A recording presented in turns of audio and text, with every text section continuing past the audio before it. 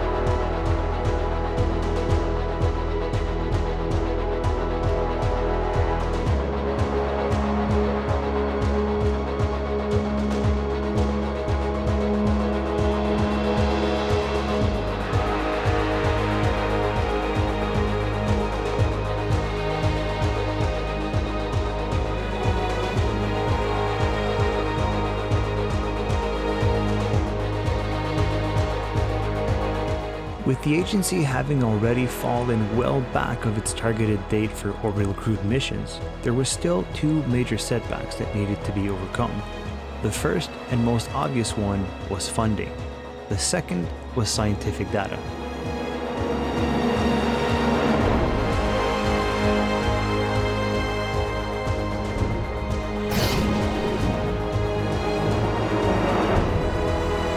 Without it, scientists and engineers could simply not perform the required research and produce the prototypes that would take Kerbals beyond the surly bounds of Earth. There was one obvious target which could help alleviate that burden, and that, of course, was the Lunar.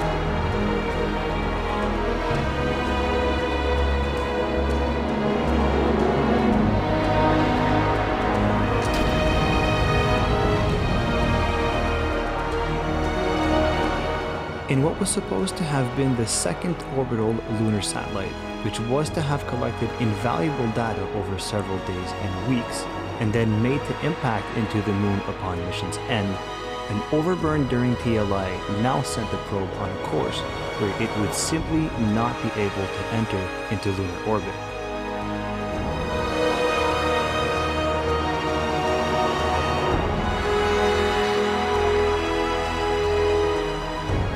Plans were adjusted, and Lunar 6 was sent on an impact trajectory instead, collecting whatever science it could along the way.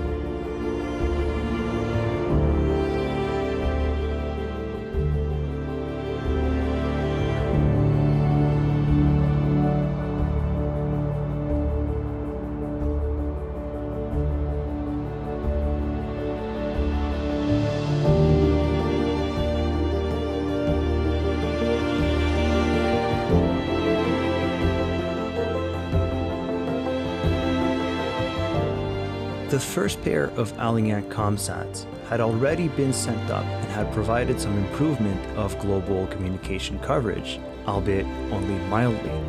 The following pair, Alignak Sats 3 and 4, would continue the quest towards improved global communications.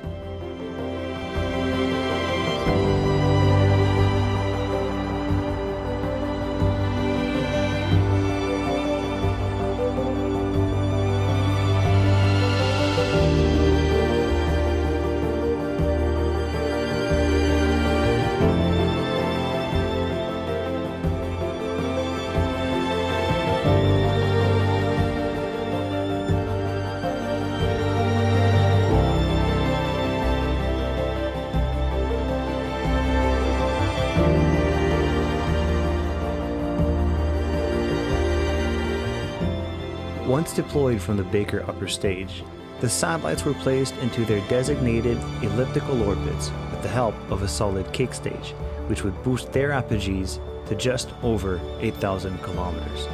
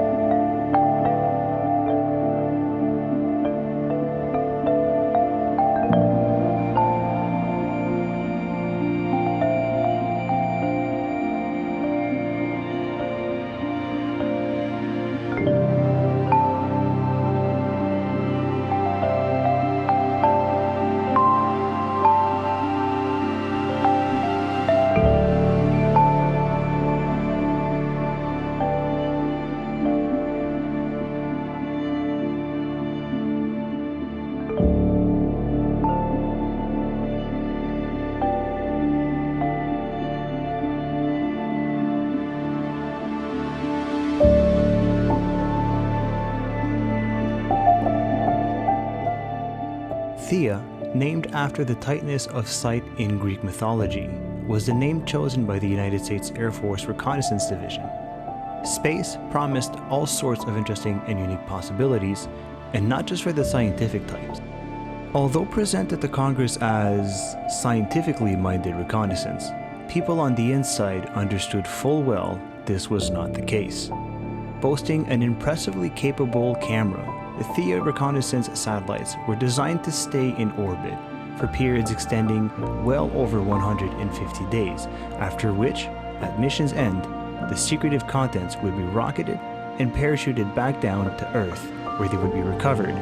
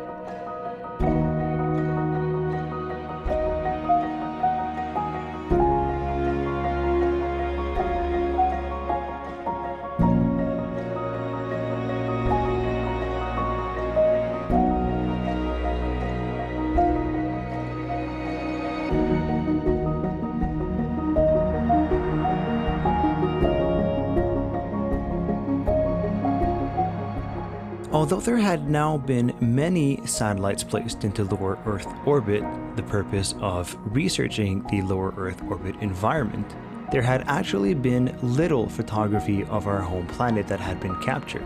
The film return missions were designed to alleviate that need. From oceans to shores, forests, and deserts, the film return missions would produce high-resolution photography of these areas to allow scientists to study the Earth's various ecosystems, but this time from a heavenly perspective.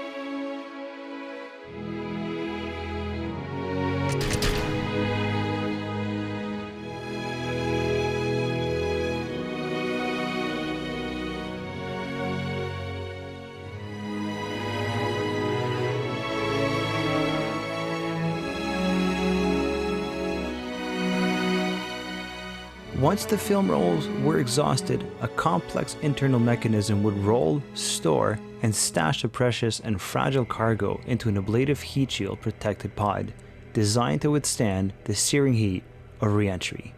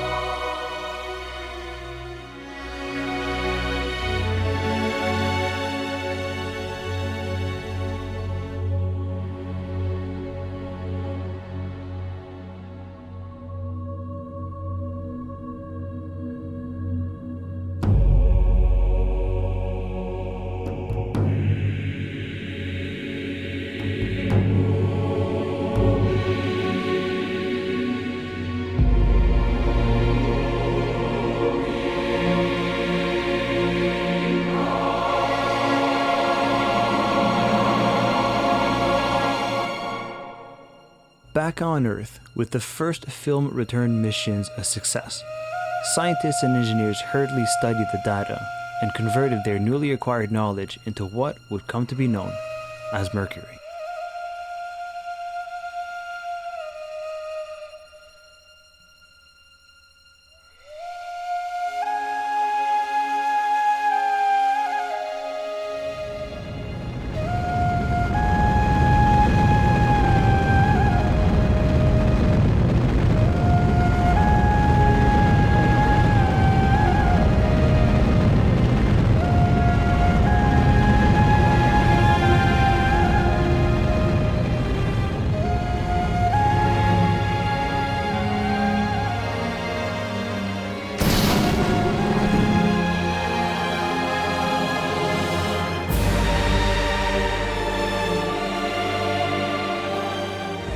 Film Return 2, an identical mission to Film Return 1, successfully made it into orbit less than a month after its predecessor had, and continued the task of documenting the various biomes that covers our home planet.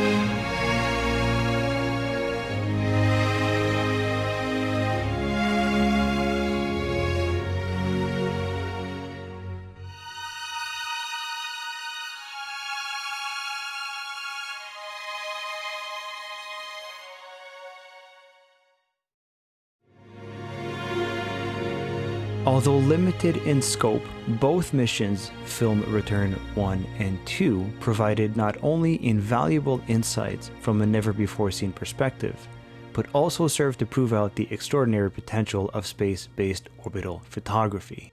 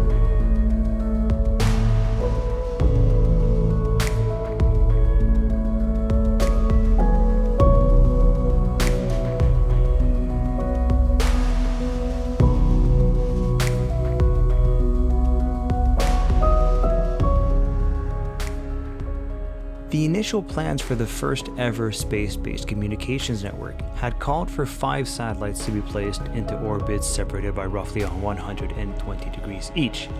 6 satellites in total were built, a 5th to complete contractual requirements, and a 6th for redundancy.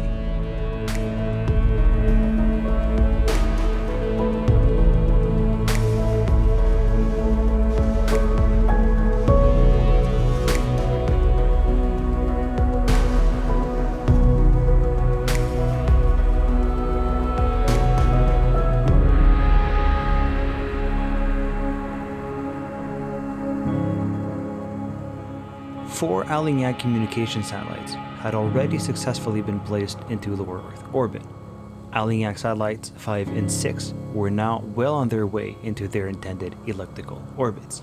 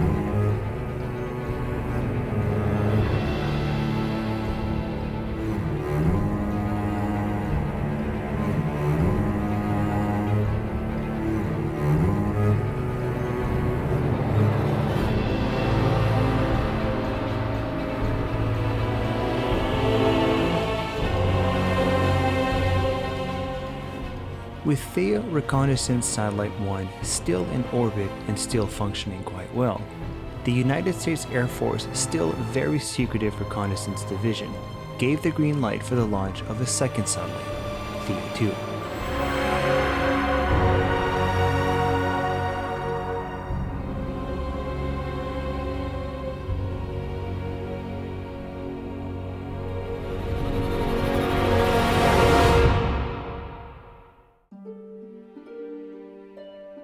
Much like its identical twin, Theia 1, Theia 2 was scheduled to stay in orbit for more than 150 days, where it would study targets of interest.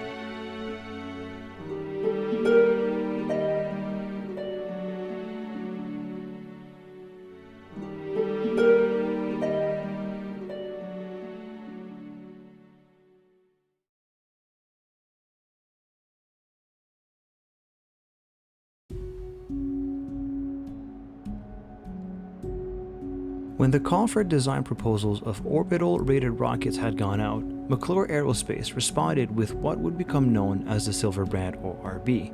Maclure Aerospace, now Macfrost Space Systems, would later be the responsible party for the Baker upper stage. Now, for the third time, Macfrost Space Systems was called upon to produce the next generation of more capable upper stages, Lyra.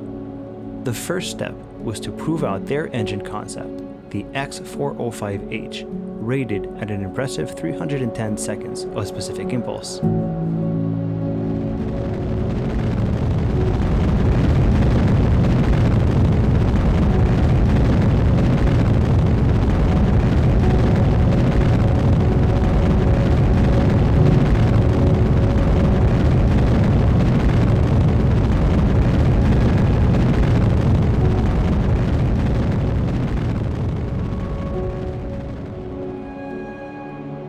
The concept put forth by Macfrost Space Systems, Convair, and NASA was to retain the already proven and capable Atlas booster, but replace the proven yet limited Baker upper stage with Lyra. Later versions would even see an optional third stage designed for deep space missions and dubbed Atlas Lyra Interstellar.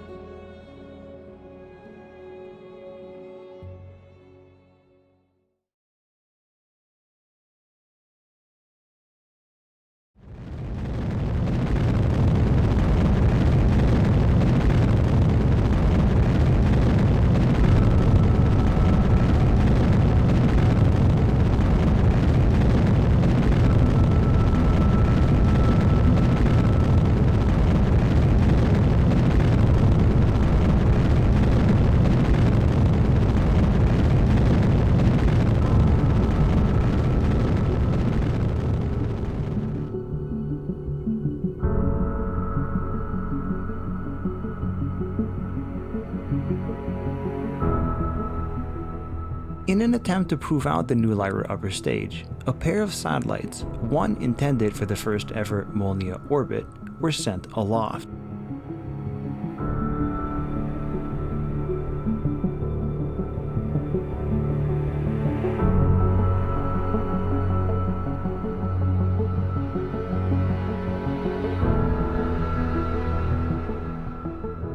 But in a twist of irony, it was not the Lyra's X405 engine that would prove to be problematic, but the already bona fide LR-105.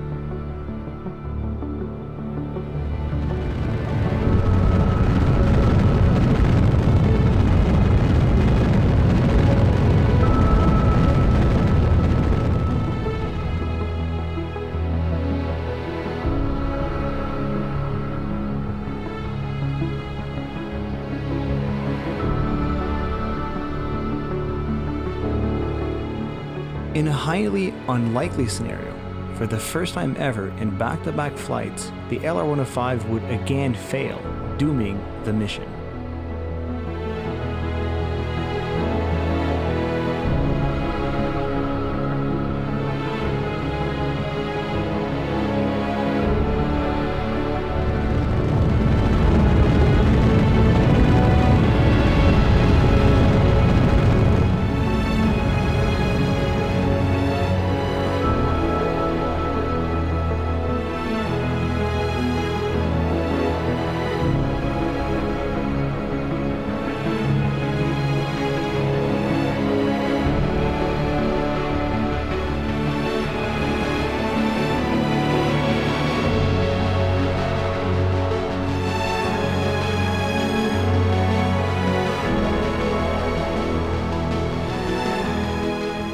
On the third attempt at completing the mission, the Atlas would perform numbly as it had so many times before, but this time it was the X405 that would doom the mission.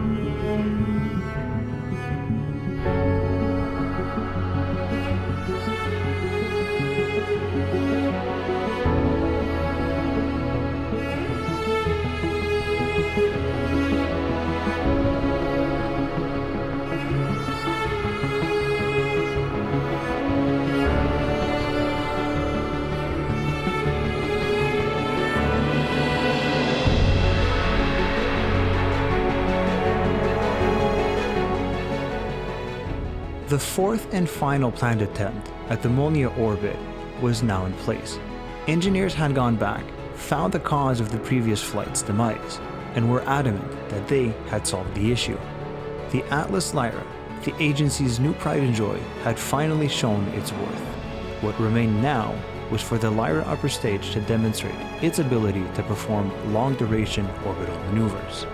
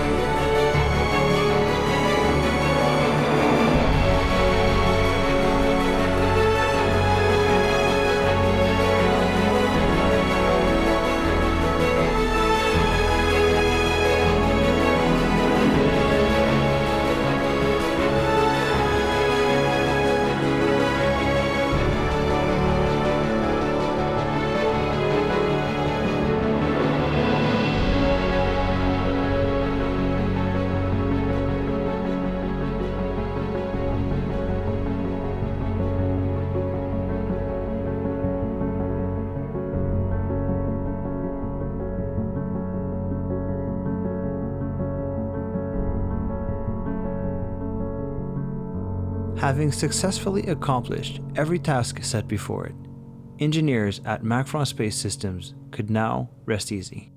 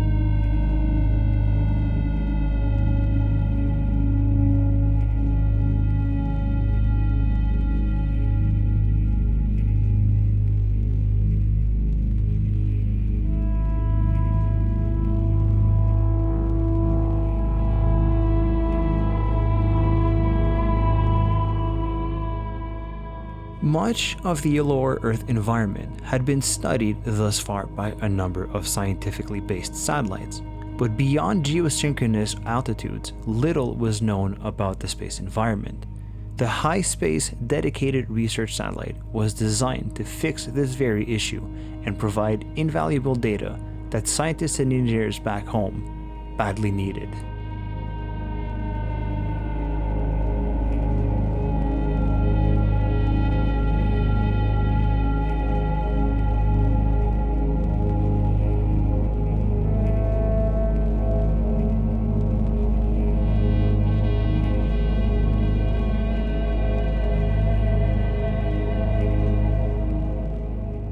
Every sunrise and every sunset brings with it the reminder that another day had yet passed again, and with every passing day, the looming target of the first crewed orbital flight drew ever closer. Resources were scarce, but the will to triumph not.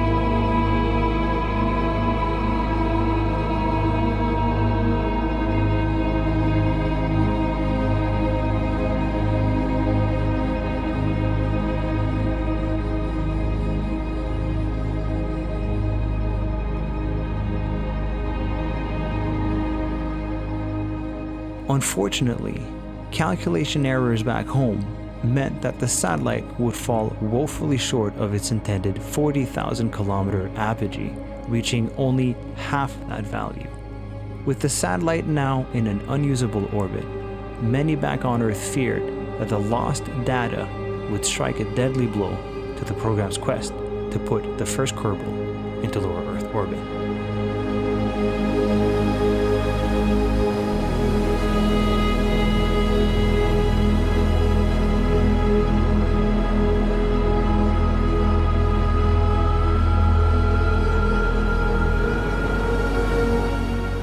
That's going to do it for this episode, everybody. I really hope you enjoyed it. A bit of a long one, but I think you guys deserved it, as this one was a long time in coming. I really want to thank everybody for their patience and continued support to the channel. If you haven't already, please like and subscribe. Comment, it really does help the channel, and I always enjoy reading the comments that you guys leave behind. Be sure to stay tuned for part 2 of episode 15, as that one will boast the most impressive rocket I think I have ever made, as well as crewed flight.